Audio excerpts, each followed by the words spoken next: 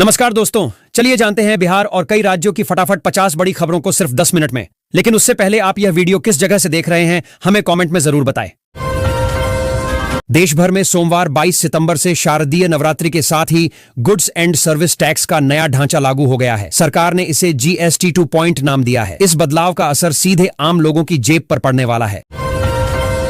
मध्य प्रदेश की राजधानी भोपाल के अनंतपुरा कोकता इलाके में सरकारी जमीन पर अवैध कब्जे का मामला सामने आया है। पशुपालन विभाग की 65 एकड़ जमीन में से करीब 6 एकड़ से ज्यादा पर कब्जे पाए गए हैं, जिनकी बाजार कीमत 20 करोड़ रुपए से अधिक बताई जा रही है।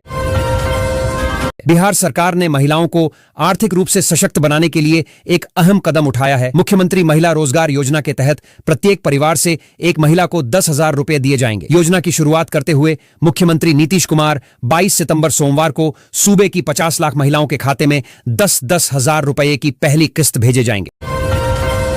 बिजनेस डेस्क, त्योहारी सीजन में सरकार ने बड़ी राहत दी है। GST काउंसिल ने कई जरूरी सामानों पर टैक्स कम किया है, जो 22 सितंबर से लागू हो गया है। सबसे अहम बदलाव ड्राई फ्रूट्स और मसालों पर हुआ है, जिन पर अब सिर्फ 5% GST लगेगा। उत्तर प्रदेश एक बार फिर से देश विदेश के निवेशकों, उद्यमियों और उद्योग प्रतिनिधियों के लिए आकर्षण का केंद्र बनने जा रहा है। योगी सरकार की पहल पर आयोजित UP international trade show UPITS 2025 आगामी वर्ष ग्रेटर नोएडा स्थित इंडिया एक्सपो मार्ट में विकास और निवेश का एक भव्य मंच प्रस्तुत करेगा। जमीन पर सुरक्षा कवच बनाने के बाद अब भारत का ध्यान आसमान पर है। भारत अंतरिक्ष में बॉडीगार्ड सैटेलाइट बनाने की तैयारी कर रहा है, जिसे भेद पाना बेहद मुश्किल होने वाला है। यह बॉडीगार्ड सैटेलाइट अंतरिक्ष में मौजूद भारतीय सैटेलाइटों की सुरक्षा करेंगी। प्रधानमंत्री मोदी के नेतृत्व वाली सरकार अंतरिक्ष के खतरों से निपटने के लिए बॉडीगार्ड सैटेलाइट बनाना चाहती है। बता दें कि मई में ऑपरेशन सिंदूर के दौरान पाकिस्तान को मात देने में सैटेलाइट्स ने भी अहम रोल निभाया था। उत्तर प्रदेश में योगी सरकार ने जातिगत भेदभाव रोकने के लिए बड़ा फैसला लिया है। अब यूपी में वाहनों पर जाति संबोधित नारे या पोस्टर नहीं लगाए जा सकेंगे। प्रदेश में जाति सम्मेलन भी नहीं कराया जा सकेगा। कुछ दिन पहले ही इलाहाबाद हाईकोर्ट ने जातिगत भेदभाव खत्म करने के लिए सक्रिय कदम उठाने का निर्देश दिया था। अब योगी सरकार ने इसे देखते हुए बड़ा फैसला लिया है। मुख्य सचिव दीपक कुमार ने आदेश दिया है कि सरकारी दस्तावेजों, पुलिस रिकॉर्ड्स और सार्वजनिक स्थानों से जाति का उल्लेख हटाया जाएगा। SC/ST एक्ट के तहत दर्ज होने वाले मामले में यह छूट जारी रहेगी। भारतीय नौसेना अपनी समुद्री ताकत को नई दिशा देने जा रही है। सूत्रों के मुताबिक नौसेना ने करीब 80,000 करोड़ रुपए की लागत से 4 अत्याधुनिक लैंडिंग प्लेटफॉर्म डॉक्स LPDS बनाने की योजना तैयार की है। इसके लिए रक्षा मंत्रालय जल्द ही टेंडर जारी करेगा। यह अब तक का भारत का सबसे बड़ा सतही युद्धपोत निर्माण प्रोजेक्ट माना जा रहा है। डिफेंस सूत्रों के मुताबिक रक्षा मंत्रालय की उच्च स्तरीय बैठक में इस प्रस्ताव पर विचार किया जाएगा। योजना के अनुसार इन जहाजों का निर्माण पूरी तरह भारत में ही होगा। बिहार में इस साल 2025 विधानसभा का चुनाव होना है। ऐसे में प्रधानमंत्री मोदी का लगातार बिहार दौरा भी हो रहा है। सूत्रों की माने तो एक बार फिर 29 सितंबर को PM नरेंद्र मोदी बिहार आ सकते हैं और पटना मेट्रो का शुभारंभ कर सकते हैं। फिलहाल 3 स्टेशन के बीच पटना मेट्रो दौड़ेगी। धीरे धीरे इसका विस्तार किया जाएगा। बिहार में चुनाव है, इसलिए इसकी पूरी तैयारी की जा रही है कि किसी तरह मेट्रो का उद्घाटन हो जाए। चुनावी वर्ष में प्रधानमंत्री का यह 8वां बिहार दौरा होगा। दिल्ली के जंगपुरा से बीजेपी विधायक तरविंदर सिंह मारवाह ने नवरात्र के मौके पर शहर में मीट की दुकानों को अस्थायी रूप से बंद करने की मांग की है। उन्होंने इस बारे में केंद्रीय गृह मंत्री अमित शाह और दिल्ली की मुख्यमंत्री रेखा गुप्ता को पत्र लिखा है। मारवाह ने पत्र में कहा कि नवरात्र हिंदू समुदाय के लिए बेहद पवित्र समय होता है और इस दौरान लोग व्रत रखते हैं, इसलिए 22 सितंबर से 2 अक्टूबर तक मीट की बिक्री पर रोक लगाई जानी चाहिए। बीजेपी विधायक ने पत्र में यह भी कहा है कि संबंधित नगर निगम और प्रशासनिक विभागों को आदेश जारी करना चाहिए ताकि नवरात्र के समय मीट की दुकानों को अस्थायी रूप से बंद किया जा सके। कृषि विभाग का उद्यान निदेशालय राष्ट्रीय बांस मिशन योजना का कर रहा है कार्यान्वयन। इस योजना का लाभ बिहार के 27 जिलों के किसान उठा सकते हैं। राष्ट्रीय बांस मिशन योजना के तहत मिल रहा है अनुदान। बिहार सरकार अब बांस की खेती पर अनुदान दे रही है। कृषि विभाग का उद्यान निदेशालय राष्ट्रीय बांस मिशन योजना का कार्यान्वयन कर रहा है। उद्यान निदेशालय बिहार में बागवानी विकास के लिए लगातार काम कर रहा है। इसी कड़ी में यह बांस की आधुनिक और वैज्ञानिक तकनीक से खेती को बढ़ावा दे रहा है। देश में आज से बड़े बदलाव होने जा रहे हैं। रोजमर्रा की चीजें सस्ती हो जाएंगी। इतना ही नहीं, इस बीच आम जरूरतों की कई वस्तु में बदलाव देखने को मिलेगा। GST काउंसिल की 56वीं बैठक के फैसले के बाद अब आज से ये लागू हो जाएगा। रोजमर्रा की चीजों से लेकर लग्जरी प्रोडक्ट्स तक अब आपकी जेब पर सीधा असर पड़ने वाला है।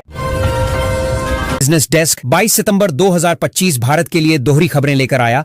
एक तरफ GST 2.0 लागू होने से कारें, घरेलू सामान और इंश्योरेंस पॉलिसी जैसे प्रोडक्ट्स सस्ते हो गए। वहीं दूसरी तरफ अमेरिकी राष्ट्रपति डोनाल्ड ट्रंप के H-1B वीजा शुल्क बढ़ाने के फैसले ने भारतीय शेयर बाजार का मूड बिगाड़ दिया। दिल्ली में गरीब लोगों को अपना घर देने के लिए डीडीए ने एक बढ़िया योजना निकाली है। इस शानदार योजना की मदद से अब साधारण लोग भी अपने घर का सपना पूरा कर पाएंगे। डीडीए दिल्ली डेवलपमेंट अथॉरिटी ने डीडीए जन साधारण आवास योजना लॉन्च की है। इस स्कीम की आज से शुरुआत हुई है, जिसमें 1172 फ्लैट्स की बुकिंग की जाएगी। पाकिस्तान की वायुसेना पर अपने ही लोगों पर बमबारी के आरोप लगे हैं। सोमवार को कुछ रिपोर्ट्स में दावा किया गया है कि पाकिस्तानी वायुसेना ने खैबर पख्तूनख्वा प्रांत के वजीरिस्तान स्थित तिराह घाटी में बिना कोई चेतावनी जारी किए ही बम गिरा दिए। इस हमले की चपेट में आकर 30 लोगों की जान चली गई। बताया गया है कि यह बमबारी पाकिस्तानी वायुसेना के JF-17 विमान के जरिए की गई। जो बम बरसाए गए वह घातक किस्म के LS-6 बम थे। यह घटना रविवार देर रात करीब 2 बजे की है। धमाके इतने तेज थे कि गांव के गांव तबाह हो गए। हमले में कई लोग घायल भी हुए हैं।